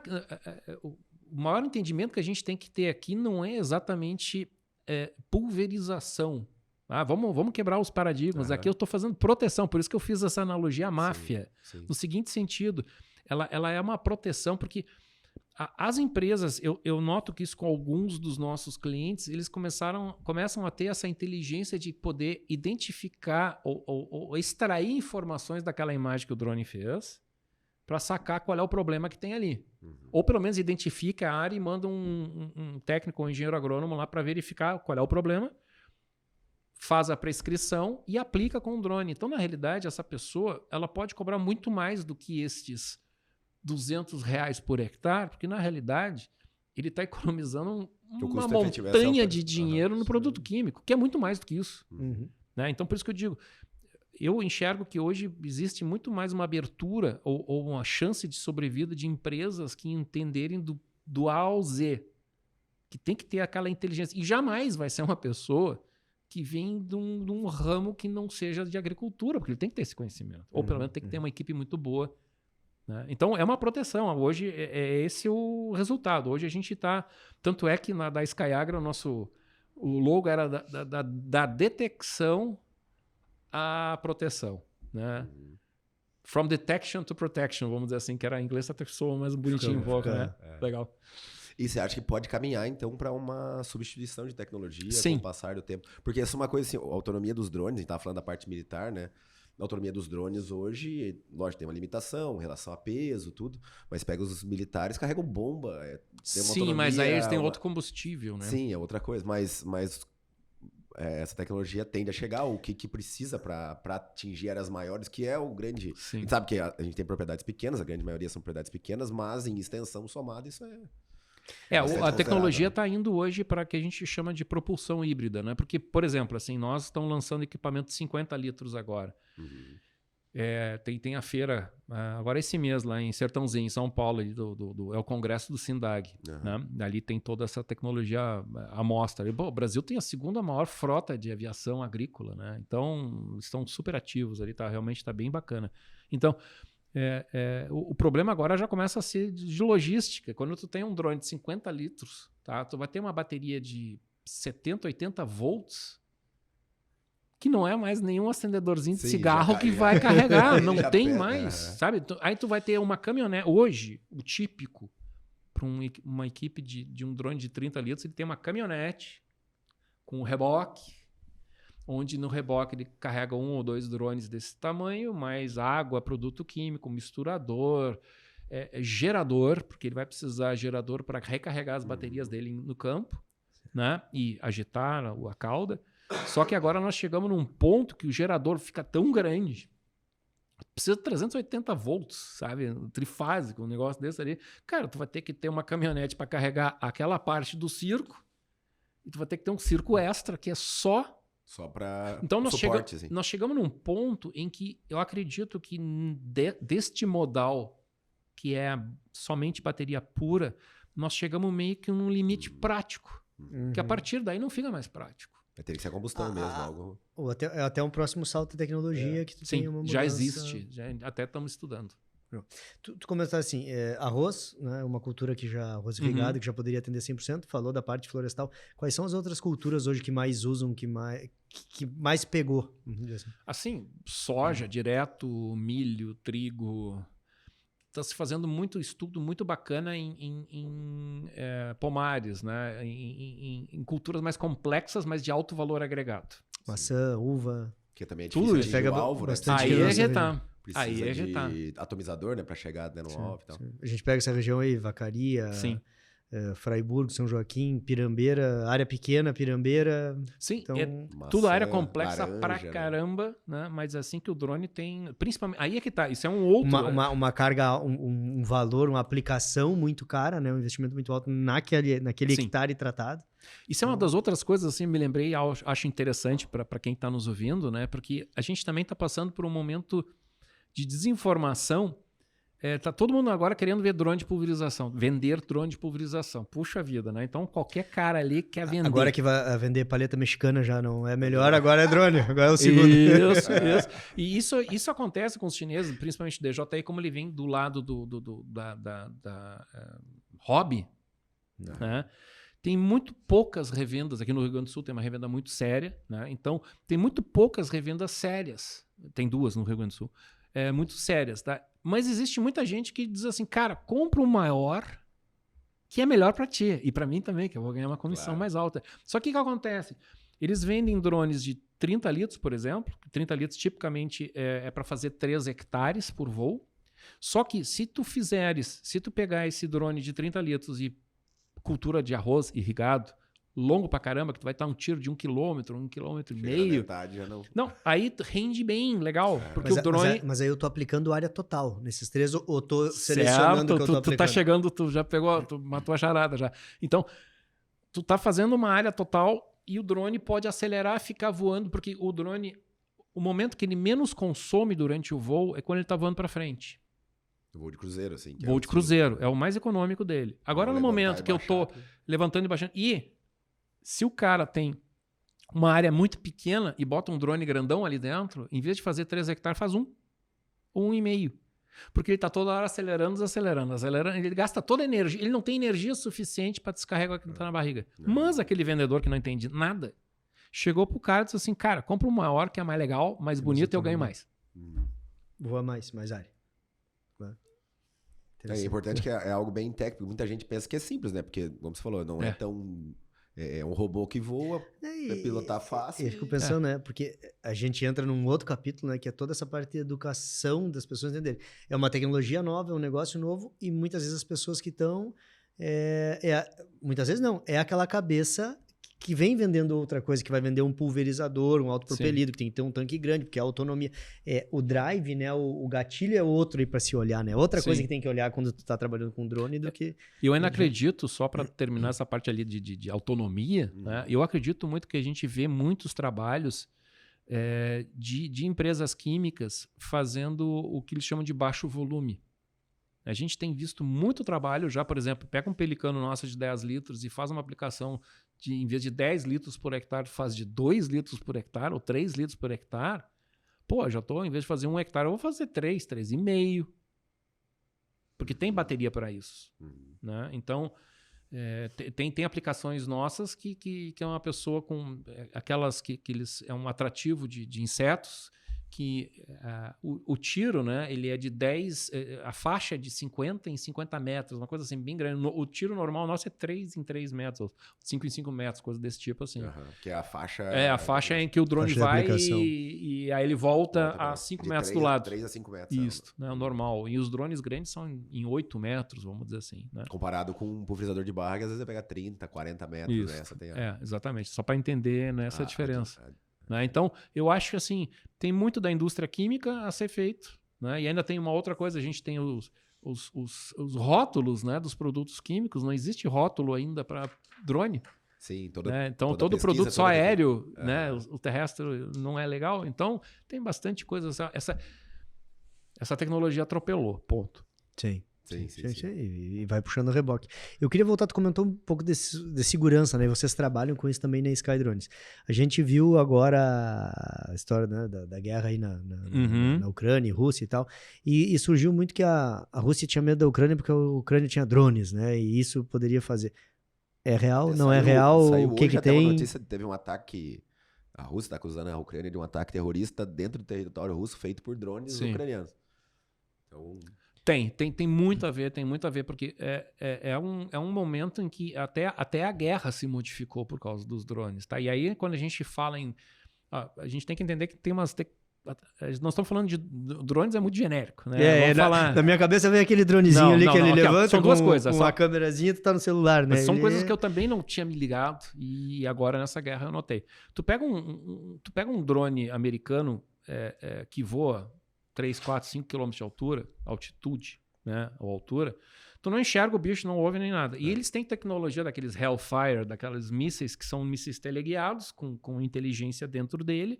Então eles vão lá dos cafundó, eles dão um tiro e acertam os alvos deles. Porque aquela munição veio lá de cima. Só para te dar um comparativo, a altura que voa um voo comercial. Depende, por aí também. Mesmo e um drone voa... não, o drone de pulverização voa 3, 4 metros e um drone normal, legalmente no Brasil, até 120 metros, né? E esse está a 3 km. Esse está a 3 km, 4 km de altura. E saíram várias imagens, né? Algumas, o soldado na trincheira e o drone filmando, colocava a bomba do lado. Mas aí são os pequenos. Eu vou chegar agora nesse ponto. Beleza. Então, a diferença é que os americanos têm essa tecnologia de botar um drone numa altura que ele não é atingido. Ou se for lançado um míssil, ele pode fazer até um café antes de pensar o que fazer para sair de lá. Não vão atingir ele de jeito nenhum. Né? E tem essas tecnologias mais baratas, que aí sim são isso, né? Tu acabou de falar que são os menores, que os caras botam granadas, né? Que é o que a gente chama de loitering munition, que são munições que são capazes de... Diferente do morteiro de uma bazuca que é atirado, ele tem a trajetória dele, nada muda. Tchau, né? Do momento que saiu da bazuca, acabou. Tá tudo certo. Né? Agora, esses... tudo errado. Tudo errado. Você perdeu o lado que tu tá. Tá tudo determinado, né? Sim, determinado eu acho que é mais científico aqui. Certo. Mas assim, essa é a diferença, é o que eles chamam de loitering munition, é o momento que tu tens, e os drones acabaram sendo isso. Nós produzimos para uma empresa do Rio de Janeiro, nós já produzimos isso dentro da Skydrones, né? Mais para gás lacrimogêneo. Nós não trabalhamos com... chegar na granada. Na parte letal, não, a gente não trabalha com nada letal. Mas só tonteia. Deixa o cara... Mas é interessante, porque para multidões, dispersar multidões, às vezes o cara jogar a granada, ou bala de borracha, sei lá. Mas uma outra coisa que a gente nem tem noção, né, do uso. Porque na guerra tem que notar que tem um probleminha, né? Vamos dizer assim, os russos, por exemplo, têm aqueles caças maravilhosos lá. Eu acho, eu realmente curto pra caramba aquele design deles. Só que hoje em dia os soldados que estão no meio do mato, todos eles têm um míssil terra-ar. Então, o russo, como não tem tecnologia de botar um caça lá naqueles 3, 4 quilômetros americanos para lançar o míssil para baixo, ele tem que voar abaixo. Só que se voar abaixo, tem um carinha atrás da árvore atirando um míssil. Eles derrubaram num dia, na guerra, eles derrubaram, acho que foram 5 ou 6 caças russos. Eu vi. Que loucura. E aí eles viram, pô, nós não podemos mais entrar com nossos caças aqui. Então o caça, que era uma tecnologia show de bola, ficou inviável ali. E os drones, essas munições, né, não tem tanto poder de fogo, mas são cirúrgicos, né? Aquele videozinho ficou famoso, né? Você chegou a ver o cara na trincheira, aí o drone olhava, jogava, era uma granada, né? Daí o cara pegava a granada, jogava longe, dava tempo dele chegar, e ele corria de novo. Aí o drone ia atrás dele de novo, mapeava ali, jogava do lado uma granada. É um negócio assim, seria cômico se não fosse trágico, né? Pelo cenário. Mas mostra um pouco do potencial. Mas aí a gente vê, a gente não pode condenar uma tecnologia. Essa tecnologia vem daí para o campo? Porque geralmente os grandes saltos de tecnologia são nas guerras, né? Sim. A história nos mostrou isso sempre. Os grandes pulos eram por questões de armamento, por descobrir alguma coisa Essa na guerra. Essa tecnologia até foi do hobby. Essa é a primeira vez que vem do hobby. Não vem da guerra. Porque não existiam multirotores, vamos dizer assim, que a gente conheça, para guerra. A gente tem avião para guerra, drone, né? Ou os Vantes, né? Drone não. Então isso veio muito do lado do esporte, do hobby, né? Porque os multirotores, esses com 4 hélices, normalmente eles começaram para botar a câmera embaixo, que é muito bacana, tu deixa ele estabilizado no ar. Sim. Tá bem? Sim, e é uma tecnologia. Eu me lembro quando a Globo comprou o Globocop lá, que tinha uma câmera que era dentro da água e tal, para fazer as imagens bem estáveis. Imagina o custo para fazer uma imagem aérea, né? E hoje é um negócio tão simples quanto o drone, né? A gente falou de aviação agrícola, né? E sempre foi, por muito tempo, a aviação agrícola no período de entre-safra ganhava dinheiro batendo foto de fazenda, né? O piloto saía, passava em cima da fazenda com uma câmera boa que ele trouxe de algum lugar, tirava aquela foto, depois ele ia lá e vendia, né? E vendia, ou dava de presente e tal. E aí, aquilo era um feito, assim. Muitas fazendas, a gente chega até hoje, o dono tem vários quadros lá, tipo, histórico, 1980, né? 81, a evolução que vai mostrando. Aquilo era o avião, o cara lá parava. Hoje o cara bota o drone, bateu a foto dele. Hoje já um bom tempo, né? Então essas coisas vão mudando. E uma coisa que eu ia perguntar em relação a outros usos dos drones, a gente tem muito público da pecuária também. A gente falou muito da agricultura aqui. O que tem de uso potencial, por exemplo, a pecuária? A gente vê alguns vídeos tocando animais ou contando animais, coisa assim. Tem alguma coisa que vocês trabalham também em relação a isso? Assim, tudo que tem a ver com imagem, seja ela imagem normal ou imagem térmica, né, o drone é fantástico, ponto. Né? E a gente tem muita inteligência artificial agora, a Nvidia, Qualcomm, essas grandes marcas ali, elas estão lançando computadores gráficos cada vez mais poderosos. Então a gente consegue realmente chegar a dar medo, na boa, de tanto poder de processamento que tem esses equipamentos. Né? Então, tudo contagem, com certeza, né? Vigilância. Vigilância eu vejo uma coisa muito legal. A gente fez um sistema muito bacana para o centro do Brasil, tem uma mineradora muito grande de ouro, né? E é interessante, com câmera térmica de noite, porque de noite as pessoas têm aquela segurança que o escuro vai dar proteção, mas com a tecnologia que tem hoje, não dá mais não. É interessante como é que funciona num caso desse? A gente usa câmeras térmicas. E o drone está voando? Está voando, tu não ouve ele. Porque ele voa numa altura que tu não se ouve mais. Né? E aí ela está olhando para baixo. E aí O bacana das câmeras térmicas, a gente enxerga, obviamente, temperaturas, né? A irradiação infravermelha dos corpos. E nessas câmeras a gente programa. Eu quero como é que é? Eu quero só ver pessoas sadias. Eu tô brincando agora, mas dá para fazer. Dá dizer assim, eu só quero enxergar pessoas com febre. Ele consegue isolar, deixar tudo preto e deixar umas manchas só daquela temperatura específica que a gente está buscando. Então, qualquer pessoa, aqueles filmes que a gente vê lá, do Exterminador do Futuro, essas coisas aí, esses caras se escondendo, é isso aí que está acontecendo. A gente realmente consegue... Se a pessoa estiver viva, tu acha? É porque é interessante, porque os maiores problemas... Ela tem que irradiar calor. Os maiores problemas que a gente tem, principalmente na realidade Rio Grande do Sul, é o abigeato, né? Que são os roubos de animais. E essa é uma das coisas que... A gente tem um produto agora... E essa variação de temperatura, ela consegue ser mínima aí, meio grau, 1 grau. Sim. Porque é tem... 0,1 grau. Por causa de animais, né, também. Por causa dos animais, tu pega a temperatura, né? O professor Cecim teve aqui, eles têm um colar, né, que faz a medição, faz leitura térmica e por variação, de temperatura também consegue predizer se tem algum problema, se tem algum problema em questão sanitária, né? Não, então, com certeza, dá para contar, dá para fazer, mas assim, essa tecnologia, ela o limite é a imaginação, né? Claro. E a mesma coisa para as plantas, porque tu consegue pegar a emissão de calor do solo, de planta, toda a radiação, a questão de massa, cobertura, e daí tu consegue ver toda a parte da doença e consegue fazer aplicação específica. A gente tem um cliente, a Radassa de São Paulo, a gente desenvolveu para ele, eles são especialistas em radares. Tá? E essa pessoa que é o especialista, ele fez isso na época que eles estavam fazendo mapeamento do Amazonas, de toda aquela região florestal, né? Hoje tem uma tecnologia, esse radar ele está embarcado embaixo de um pelicano, a gente consegue, as grandes empresas de reflorestamento já estão usando, a gente consegue fazer uma medição da floresta, o radar tem 3 bandas, tá?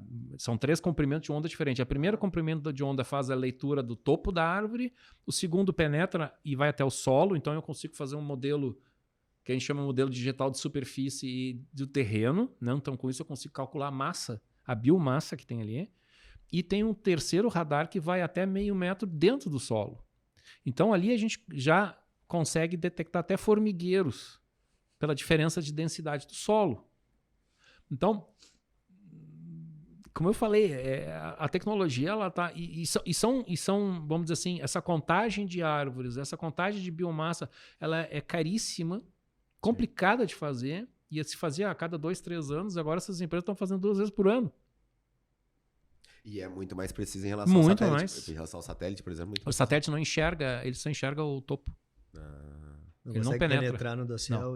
Porque eu tô pensando já em pastagem, por exemplo, que é uma das coisas que também... O desafio do manejo de pastagens é conseguir regular a carga, a altura em relação a... É que essa tecnologia, ela só é utilizada no momento no reflorestamento por causa do custo, que é uma coisa muito nova, né? Até melhorar. Pastagem não vai pagar, não. Vai demorar, não tem grana para pagar isso aí. Ó, viu como eu sou direto? Só para não criar esperança. Vai lá treinar o olho, rapaz. Monta cavalo, vai lá enquanto já... Estão falando com quem tem dinheiro, estão falando aí com a de árvore pra cima. Vai arrumar confusão com uma galera aí. É verdade, rapaz. Tô falando a verdade, então é a tecnologia que vem. E quando vem, os caras ainda vão achar que tá ruim, né? Então tem tudo isso, ainda vão botar barreira. É porque a gente trabalha com todos os públicos, né? E nos escutam, nos assistem e nos escutam, né? A gente fala muito do YouTube, mas Spotify é o maior canhão ainda. E tem gente de tudo que é lado, cada um puxa pro seu, né? Então... Tem cara da pecuária, tem cara da agricultura, tem cara da fruta, tem um monte de gente aí que nos escuta que não é do agro, né? Então é bacana esse entendimento. E aí eu ia te perguntar isso. A tua visão de quem tá dentro da atividade, vamos pensar assim, para profissionais, né? Tô pensando aí nos técnicos, nos agrônomos, zootecnistas, veterinários, enfim. Que recomendação tu daria em relação a essas tecnologias? Pensando em futuro. Que fiquem muito de olho nelas, né? Assim, dentro do SINDAG, dentro do sindicato, eu sempre, como eu falei para vocês antes, que eu sou muito ativista, né? Então eu realmente dou uma puxada para a tecnologia andar.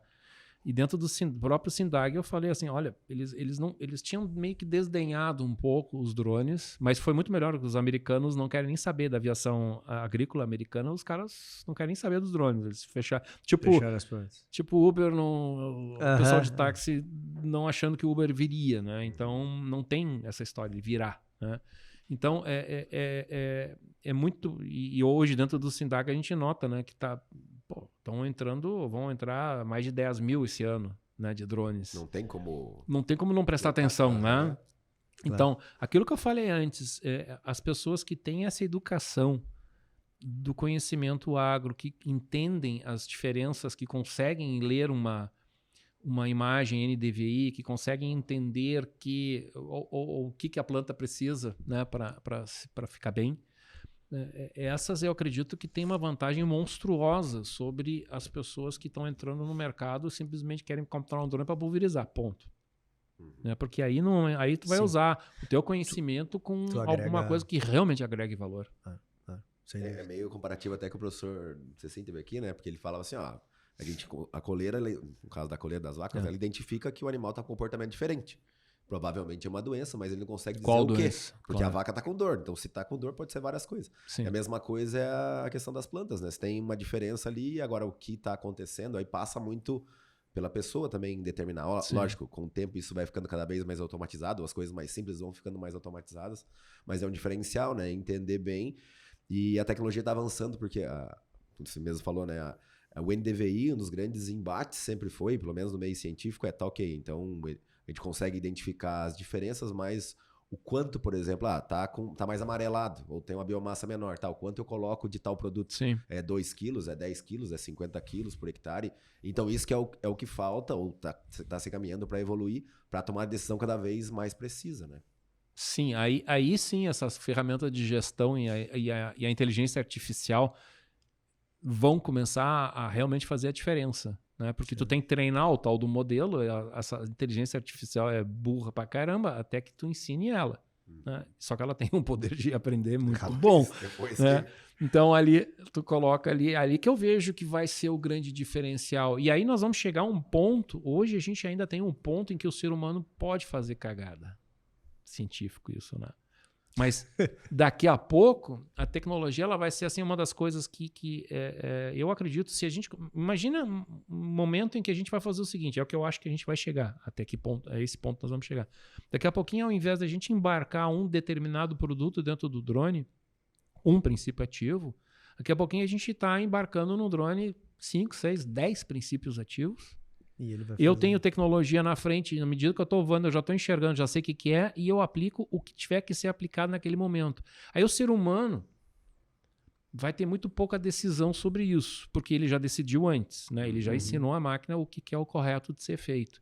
Daí as burradas vão diminuir muito, né? Porque é muito difícil um robô bem treinado fazer uma burrada. Então, é para lá que a gente está caminhando, mas a gente tem que passar por essa... A gente não chega do ponto A para o ponto B pulando direto, não. A gente tem que fazer a estrada. Como que é esse trabalho na Sky? Esse é trabalho muito legal. De tecnologia, de inovação. Tem um processo, porque tem. Muita gente acha que a inovação, hoje acordei e tive uma ideia, pronto. Não é bem assim. Olha, isso é uma das coisas que eu me orgulho muito e aconteceu semana passada. Foram 2 grandes empresas lá, a gente está fazendo um projeto um pouquinho diferente dessa área, mas eu cheguei assim, a gente tem o nosso P&D, uma sala de bagunça desgraçada, muito grande ali, tem um monte de ferramentas e tem um monte de gente cheia de tesão por tecnologia lá dentro, né? Assim, são quantas pessoas hoje? Nós estamos com 15. 15 pessoas. Tá? Então, a gente, em primeiro lugar, uma das coisas que eu aprendi, assim, eu transpiro, eu adoro o que eu faço, número 1, tá? Eu realmente gosto, muito. Né? Imaginar, vai te aposentar. Não vou me aposentar tão cedo. Tá? Eu realmente gosto.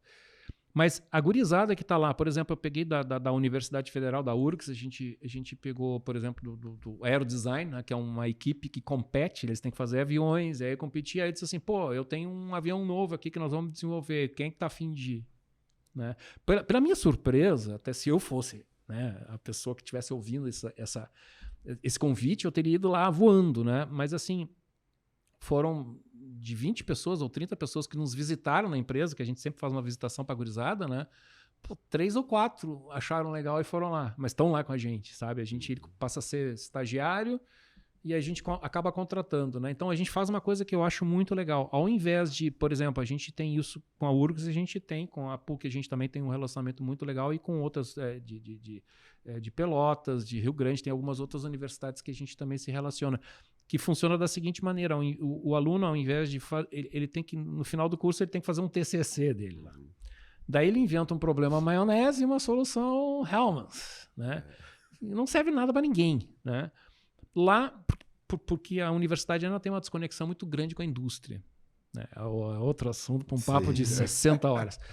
E só que ali o que a gente faz? A gente tem um menu de problemas que a gente precisa resolver, larga para os professores que a gente tem essa amizade, vamos dizer assim, e eles mostram para os alunos, tem, por exemplo, há uns 2 anos atrás a gente pegou uma pessoa que a gente formou especialista em radar, a gente estava com problema por causa da colisão, de bater em árvores e coisas assim, então a gente acabou criando, então tu tem que dar liberdade. E a nossa liberdade lá dentro é proibido ter uma ideia e não dizer, por mais idiota que ela seja.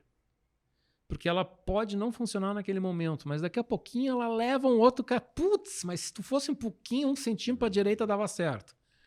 Né? Então, eles ficam chateados. Às vezes os aviões caem, o drone cai quando faz um teste. E aí diz, não, fica, faz parte do processo, vamos embora. Né? Agora melhorou um pouco que a gente tem um sistema de simulador. A gente bota os drones no simulador antes. Então, pelo menos a grande maioria das quedas é virtual também. Então, aí é legal. Economiza essa pegadinha. Mas tem uma metodologia para essa inovação. Uma, né, é as ideias, né? Então, toda ideia tem que ser falada. Sim. Qual é o próximo passo para validar uma ideia? Para começar a dizer assim, cara, aqui, qual é a metodologia para... É uma pergunta interessante, porque isso está um pouquinho dentro do nosso DNA. Né? Como eu falei, a gente tem o processo, que nem agora, nós estamos fazendo um avião, um VTOL. Né? VTOL quer dizer que é um avião que ele decola que nem um drone normal, do lugar e desce, mas lá em cima ele vira um avião de verdade. É um negócio muito bacana. E para substituir um produto que a gente tem já há muitos anos. Para essas pessoas que estão envolvidas ali, eu dou toda a liberdade do mundo. Eu faço tipo eu tenho isso muito pessoal, design é minha paixão também. Então, ali a gente faz isso, as pessoas, eu dou toda a liberdade do mundo para criar. Pouquíssimas vezes eu dou um pitaco ali e deixo eles errarem. Porque isso aí é legal, sabe? A pessoa vai aprendendo e vai valorizando cada etapa que a gente faz. A gente comemora muito quando a gente tem um sucesso pequeno. Aí tu traz aquela experiência lá do começo, lá para comemoração. Tem que ser. Aquela cerveja, aquele mestre cervejeiro vem lá. Mas é bacana pra caramba, sabe? Então a gente tem um clima muito bom ali dentro, tá? Isso tem que ter, porque uma das coisas, inclusive, o nosso prédio tem 3 andares, aí antigamente eu estava no 2º andar. 3º andar é só para fazer churrasco ao meio-dia lá. Cada estagiário que entra, coitado, ele tem que saber... Tá, legal que quer ser engenheiro um dia, mas quero primeiro saber se tu sabe fazer alguma coisa que não vai matar a equipe aqui, né? Então, mas eu também desci, eu e meu sócio, o Daniel, que ficam mais tempo dentro da empresa, a gente desceu para o mesmo andar que está o P&D. Né? Então é muito legal. Tem uma divisão, mas às vezes tu ouve um cara gritando com um lado pro outro, mas é legal pra caramba. Isso aí a gente nota que o pessoal curte. E é isso. Tá com o dedo na operação ali, com o pulso na operação o dia todo. Mas a inovação é essa. Tem um monte de teorias lindas e maravilhosas, mas o bacana é tu deixar a pessoa fazer e valorizar mesmo que ele erre. Que isso é um dos grandes problemas que eu vejo no Brasil. A gente nota muito grande de diferença dos Estados Unidos. Quando tu vai nos Estados Unidos e tu tem uma ideia, tu vai pedir um investimento, o cara te pergunta quantas empresas tu já quebrou. Ah, nenhuma? Cara, nem quero conversar contigo, tu não sabe nada. E aqui no Brasil, não. Aqui no Brasil a pessoa lamentavelmente, tu quebrou uma empresa, eu não quebrei nenhuma ainda, mas pode ser que eu quebre. Mas já quebrou muito drone. Tem uns drones que a gente pega até uma pazinha juntos. Juntar o caco da... eu tenho um drone, esse é legal. Agora tu me lembrou uma. Lá no começo, ainda antes, a tecnologia não funcionava, eu não entendia nada e eu tinha um drone de isopor, que eu comecei a fazer na beira da praia, que eu achava que era lá que eu ia fazer teria o menor prejuízo, menor número de vítimas se desse algo errado. Um dronezinho de meio quilo de isopor, né? E aquele drone caiu 2 vezes no mar. E 2 vezes o mar devolveu. A gente apelidou de Iemanjá. Nem o Marquisa. Conta a história que você falou, como é que você conseguiu entrar dentro como é que é o nome da instituição? Do SINDAG? Do SINDAG, legal. Conta um pouco dessa. O SINDAG foi muito bacana, ele foi até um encontro no aeroporto, o Eugênio fez esse match, vamos dizer assim, com o Gabriel Colli. Gabriel Colli, ele é o executivo dentro do SINDAG, é uma pessoa com a cabeça extremamente aberta, no sentido, aberta a novidades, né? E um cara muito bom. O SINDAG é o sindicato da aviação. Da aviação agrícola. Do Brasil. Do Brasil. Tá? Não é ela está sediada em Porto Alegre, mas ela é do Brasil. Né? A atual presidente é de São Paulo. Tá? Acho de São Paulo, Goiás, não tenho certeza absoluta. Bom, mas ali ali ele entendeu, né? Eu disse assim, eu tô com problema de comunicação, até gostaria depois que me lembrasse da parte de comunicação, tô com problema de comunicação porque todo mundo acha que eu sou inimigo da aviação. Aí disse, não, deixa comigo que eu vou. Aí a gente tinha, na época era o Júlio Kampf, que era o presidente, é uma pessoa, não posso dizer da minha mais idade, porque é a mesma idade que eu tenho. E aí, da velha guarda, vamos chamar assim, tá? Eu acho que tá mais bem definido. Eu disse assim, cara, vai dar, não vai dar, sabe? Porque tem uma questão de protecionismo também, né? Com certeza. É o táxi Uber. É, o táxi Uber, exato. Né? Só que aí ele, primeiro não disse nem que sim, que não, mas não proibiu essa aproximação. E a gente foi lá, legal. Daí eu me lembro que a gente fez teve uma feira do SINDAG em São Paulo, e aí tinha um senhor que era um cara, ele é um folclórico que ele fica narrando os aviões que passam. Isso aqui é um Air Tractor, isso aqui é um Ipanema, blá, blá, blá, tanta cilindrada, voa tantos que... Blá. Então ele ficava passando ali. E o cara sempre fantasiado com uma roupa de aviador, né? Um cara super icônico, muito bacana. Daí eu me lembro que naquela primeira feira eu estava explicando para uma pessoa o drone e o cara passa na frente do nosso stand e diz assim, são vocês que vão acabar com a aviação agrícola. Aí eu cheguei assim, tu tem um minuto? Sim, tenho. Aí eu expliquei tudo para ele sobre nessa parte de que a gente agora, nesse momento, não tem menor condição de substituir um avião por causa do... Pô, um avião carrega 1.000 litros. Voa 200 e poucos quilômetros por hora. Eu vou a 30 quilômetros por hora e carrego 30 litros. Quem sou eu, né? Só que aí eu expliquei para ele, ele disse assim, pô, que legal, agora eu entendi. Pô, tá todo mundo mal informado. O que eu vou fazer? Durante a feira, isso foi no primeiro dia, assim, tem mais 2 dias, tem 3 dias de feira. Nós vamos fazer o seguinte, tu vai comigo lá no púlpito e tu vai fazer o seguinte, além de levar tiro, além de levar tiro, um alvo vivo lá. Eu ainda perguntei para ele se animar a galera aqui, já se vai ter um show de comédia. Se tinha um colete à prova de balas, né? Aí ele disse assim, faz o seguinte, quando um avião estiver no chão, né, entre voos, o púlpito e o microfone é teu. Pode falar. E aí foi a primeira vez que eu tive a oportunidade de falar para esse mercado de aviação agrícola. A gente começou a fazer os primeiros voos naquela feira. Então aí as pessoas começaram a entender dessa nova tecnologia, né, que ela naquele momento e ainda não substitui a aviação agrícola, mas também tive a oportunidade de explicar para eles que quando os drones ficarem do tamanho de um avião, né, que a gente vai carregar 1.000 litros, nós estamos falando de equipamento certificado aeronáutico. São equipamentos que obrigatoriamente têm que ser pilotados por pilotos formados. E quem são os melhores pilotos formados que o mercado oferece? Aviação agrícola. Porque eles, além de saberem voar, eles têm conhecimento agronômico. Eles sabem que não podem voar com certo tempo de vento e condições climáticas. Então, naquele momento, se desfez a cortina daquele medo e passou a ser aceito. Tanto é que hoje eu participo lá do SINDAG, né? É legal, hoje eu não sou hoje mais já deixa tu participar das reuniões, já entra e tal. Sim, nossa, sou até convidado. Sabe que E o legal disso é que são coisas complementares também, né? Para deixar a qualidade de organização, onde é que não entra, poderia entrar as duas, em tese, as duas tecnologias no mesmo. E na última feira, imaginem, 3 anos passaram, 4 anos se passaram, a Skydrones era a única empresa que estava presente no congresso do SINDAG com drones. No ano passado tinha 8 empresas.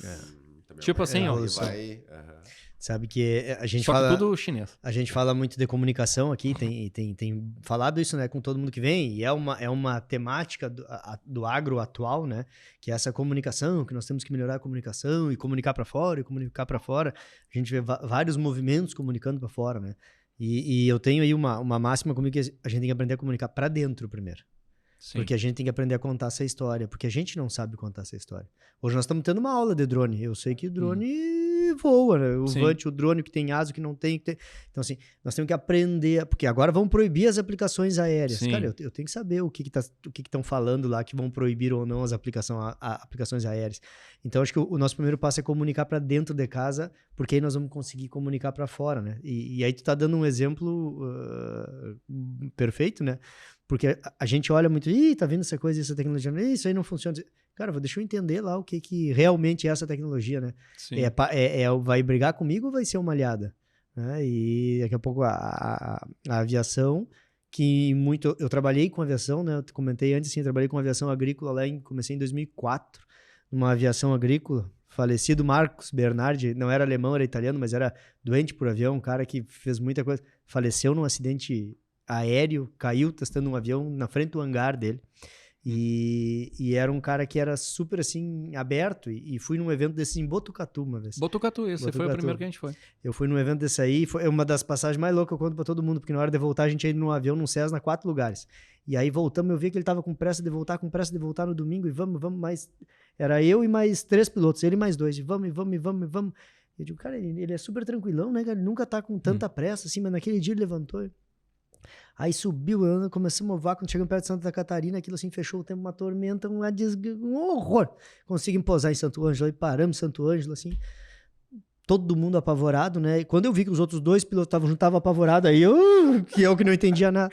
Cara, igual a comissária de bordo, né? Quando tu olha pra comissária, tá tranquila, beleza, né? Agora quando... Os outros 2 caras estavam apavorados e tal, aí chega a conversa, vai, eu digo, cara, diz ele, não, eu já sabia que ia entrar essa frente fria, sei lá, e se a gente não saísse cedo, nós não ia conseguir chegar e ia ficar preso lá. Eu digo, filha da puta, ele já sabia todo e tava naquela... Chama a hora de voo. Naquele toque todo. Então, a gente vê essas evoluções, as coisas vão evoluindo, né? Vão entrando, vão começando. Tem a barreira no começo, tu tá trazendo um negócio novo. Esse cara vai... Cara, eu tenho que entender desse negócio, né? Para conseguir fazer essa caminhada, fazer essa evolução, né? Bacana, nessas bacana. proibições que tu falasse, exatamente... Está se utilizando, assim, é um trabalho, até o Sindai está fazendo isso no momento, ele está fazendo um trabalho muito forte nas mídias, né? Exatamente para informar, primeiro, a importância da aviação. As pessoas não têm nenhuma ideia da importância, porque a gente não vai conseguir chegar numa área de, sei lá, 5, 10 mil hectares com fleet. Não rola, né? Então, as pessoas têm que ter ideia, mas, lamentavelmente... se apoiam sempre tem casos ruins. Sim, em qualquer lugar tem, né? Mas, assim, a aviação hoje, ela também tem se modernizado bastante, né? A gente tem computador de bordo, tem um monte de coisas. E os drones são a meca da tecnologia. Tá? Então, os drones sim são os... vamos dizer assim, é a tecnologia ainda mais... correta de fazer uma boa aplicação, mas pode ser feita uma má aplicação, depende de quem está atrás do volante, né? Então isso é super importante. A gente vê um monte de coisas aí, de vídeos aí de pessoas botando crianças voando embaixo de um drone de pulverização ou sentando dentro dele. São absurdos tão grandes que a gente vê. Que loucura. Né? E a própria ANAC, hoje em dia, isso é uma das coisas que eu falo para a própria ANAC. Eu já fui considerado inimigo número 1 aqui do Brasil pelo DSEA, porque na época a gente pressionava muito para sair a regulamentação e não saía. Mas a própria ANAC deveria dar exemplos mais claros de punição para esse tipo de absurdo. Né? Pô, tem vídeo dos caras andando com um drone de pulverização de 30 litros em cima de uma festa popular, botando água para refrescar as pessoas. Daí o drone sobe e fica preso numa rede de alta tensão. As pessoas, o que me apavora muito... E aí a culpa muito, é do drone. Sim, o que me apavora muito nos nossos cursos, eu faço tipo uma palestra na parte prática, eu faço não é uma palestra, um bate-papo inicial. Uma das coisas que eu sempre ressalto é a segurança. Esses drones, hoje, têm hélices, que são hélices feitas de plástico com fibra de carbono. Não vale. Na minha época tinham chamado, como é que as facas guinzo, né? Então, pô, nós estamos voando com um drone que tem 4, 6, 8 facas guinzo rodando. Se uma hélice dessas encostar no braço, em qualquer parte do corpo, a hélice não vai quebrar. A parte do corpo que foi tocada é que vai cair fora. Claro. Tá? Então tá cheio de vídeos de acidentes fatais na China por negligência. Negligência, né? Então é importante que as pessoas entendam, né? É uma das partes que eu procuro sempre fazer, é deixar a pessoa... Tem o glamour Tem, da tecnologia, mas também tem o perigo, porque assim como um celular nosso amanhece com as guampas tortas, né? Um drone, se amanhecer com as guampas tortas, é perigoso. Então, a gente realmente tem que ter mais respeito pela tecnologia, né? E essa coisa também que você estava falando, e a partir disso começam a gerar os mitos, os problemas, e aí começam a restringir o uso. Mas não pode generalizar de jeito nenhum. Mau uso, né? E a gente passa a mesma coisa com a pulverização, que é um problema grande aqui. O uso, por exemplo, do 2,4-D em relação às videiras, a cultivos. A gente sabe das questões do 2,4-D e uso, mas a grande maioria em relação não só a esse produto, mas aos outros, o problema está ligado à aplicação correta, aos horários corretos, ao vento, ao produto. Olha que interessante, tu falando uma coisa assim, eu tive essa semana uma reuniãozinha rápida na PUC, né, na parte do celeiro Hub lá. E a gente estava discutindo sobre... Tem uma empresa lá que desenvolve colmeias, né, pequenas para fazer a polimeração lá, e é bem interessante. E a gente estava discutindo sobre...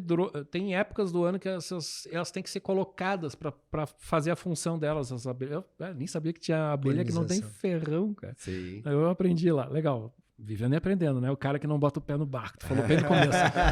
Né? E aí o legal foi o seguinte, eu disse assim, olha que bacana que se pode fazer com essa tecnologia do drone. Além de eu colocar as abelhas, vamos dizer assim, nos lugares que eles têm que ser colocados, que hoje é colocar na beira da estrada, não é ótimo, me explicaram que a abelha tem um raio de ação. Eu posso criar publicamente informação de onde estão essas abelhas, para que não aconteça alguma pulverização ou alguma coisa que venha a prejudicá-las naquele momento que estão por lá. Então, a tecnologia ela abre horizontes fantásticos, né? Eu acredito de produtos químicos que são proibidos hoje porque podem causar danos, mas são eficientes. Daqui a pouquinho vão poder voltar a ser usados se for feito com uma tecnologia que a gente tenha certeza que ela está fazendo isso de maneira correta. E não tem um drone, não tem... sai um relatório sempre dali. Então não tem como dizer assim, eu não fiz, ou que nem o pessoal do Costal, joguei tudo, ou não deu vontade de fazer isso hoje. Né? Então é uma tecnologia que eu vejo que não tem volta. Armindo, estamos caminhando para o fim, mas eu tenho uma história, tenho uma das maiores histórias, maiores passagens aí desse Skydrone, né? Acho que deve ser das maiores. Essa informação privilegiada. 2010. Até sei onde que vai chegar. Onde é que vai chegar? Era tu o piloto ou não? Sim. Esse cara levantou final da Libertadores 2010. Mas só dentro do estádio. Dentro do estádio, voou com o drone lá, com a flâmula do Inter. Conta um pouquinho dessa história. Quem é que teve essa ideia de... A ideia louca é comigo. Não, foi muito bacana, porque naquela época a gente estava fazendo... O drone era para ser um drone de vigilância. Câmera, não se pensava em outra coisa, né? E ali naquela época eu me lembro que uma das preocupações, uma das atividades que a gente queria testar são esses eventos de massa. Porque é muito bacana tu pegar um dronezinho desse, levar ele 30 metros...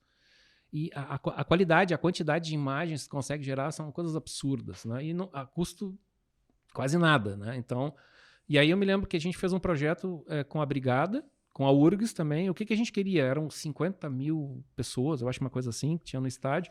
E a gente queria medir a interferência dos celulares no GPS para ver se era possível voar dentro do estádio, né? E a gente não tinha a menor ideia e deu certo. Só que foi muito legal no intervalo. Alguém teve uma ideia, a gente levou uns 2 ou 3 drones lá pra dentro, né, com câmera, e tinha um drone sem nada. E aí alguém me aparece com uma flâmula do Inter. Aí eu disse assim, putz, vamos fazer uma animação, né? Aí eu botamos embaixo, eu ia pra um lado e pro outro e fazia a ola, né? Aí eu disse assim, olha, se não der certo esse Skydrone, pelo menos vou ser animador de estádio. E deu Mas sorte, não tem nada a ver com uma sacanagem que fizeram depois. Eu ia perguntar, não. Não tem. Do fantasma não foi contigo. Não. Até ligaram lá para Skydrones, ligaram para nossa empresa para perguntar se a gente não podia fazer um voo com um fantasma embaixo, né? Eu disse, não, nós não vamos se meter numa coisa dessas, né? E, ali aquele ali foi ruim. Pesado, foi. Que beleza. Não, deu sorte. Deu. Tomara que volte. Tá meio difícil de voltar, fazer esse voo aí, porque tá complicada a coisa. Mas a gente já sabe fazer, né? Já sabe fazer, já melhorou, já a tecnologia já tá... Mas olha lá, esse vídeo tá disponível no site, né? Tá, é muito antigo. E olha de quando? De 2010, que foi a final da Libertadores em que o Inter foi campeão. Então, isso aí. Não, é bem antigo. 2 colorados, eu imagino aqui. Mas foi divertido. Legal, beleza? Joia. Bom, obrigado mesmo pelo bate-papo, de novo uma aula, né, Bruno? A gente tá tendo uma sequência aqui de aulas especialistas. Agradecer ao Antônio da Luz até pela indicação, né, que nos alertou aí para te convidar. Foi um bate-papo super agradável, bom para conhecer esse mundo dos drones, é uma tecnologia que veio para ficar. E obrigado mesmo pela conversa hoje aqui. Eu agradeço demais, né? Porque é muito bacana ter esse momento de poder explicar um pouco mais, né? E deixar claro que essa tecnologia ela não vai parar de jeito nenhum, né? A gente vai crescer, a gente vai ter drones maiores, cada vez maiores e vamos tirar o ser humano das partes perigosas aí. Isso aí, ótimo, perfeito. Obrigado pela aula aí, por clareando. Acho que a gente tem que, é o nosso papel também, né? A gente, a intenção do podcast é trazer conteúdo, trazer gente de qualidade, saber que a gente tem tecnologia aqui dentro. Sim. Né? Naquela síndrome do vira-lata, a gente tem muita coisa boa aqui dentro. A gente exporta para vários países. Muita coisa para legal. fazer. Quem quiser saber mais, quem quiser te achar, vai direto site. no site skydrones. É com plural, né? skydrones.com.br. E as mídias sociais são todas skydronesbr. Tá. Tá aparecendo também na tela aí do nosso então podcast. tá lá, tem os contatos, tem tudo certo lá. Show de bola. Beleza. Obrigadão, gente. Valeu, um prazer falar com você. Alemão tropicalizado, né? Totalmente. Beleza. E aí depois nós vamos perguntar ao mestre cervejeiro e vamos descobrir essa outra parte que ele não eu tenho que convidar vocês, nós temos a Dronen Beer. Isso é forte, vai meu. servir drone de Agora- cerveja de drone. Já, Agora aqui, ficou bom. ó, mentira. Eu já peguei um barril da Heineken, botei embaixo, tirei uma foto, mandei pro marketing da Heineken. Nunca me responderam. Você diz, pô, isso faz 7, 8 anos. Olha aí, ó. Aí, Heineken. Os Eles não sabem que eu tô garçom virando. Tá ameaçando até os garçons, aí vai dar Não, problema. aí não rola, não vai. Tô brincando. Pessoal, obrigado, Uf. Obrigado a todos vocês que ficaram aqui até agora com a gente. Foi muito bom o bate-papo. Só lembrar a todos vocês, se inscrevam no nosso canal, ative o sininho de notificações e também nos sigam nas redes sociais, @Pé no Barro Podcast, Instagram, Facebook, TikTok e também no Spotify. Não esqueçam de curtir a gente também nessas redes sociais, beleza? Desculpa pela voz hoje, tô um pouquinho fanho aqui, meio rouco, meio sala de redação. Foi hoje com as minhas Não deu nem pra ver, cara. É sempre assim. Deu do jeito. Tá bem. Obrigado, pessoal. Valeu. Um abraço a todos vocês e até o nosso próximo Pé no Barro Podcast. Abraço. Valeu. Valeu. Tchau.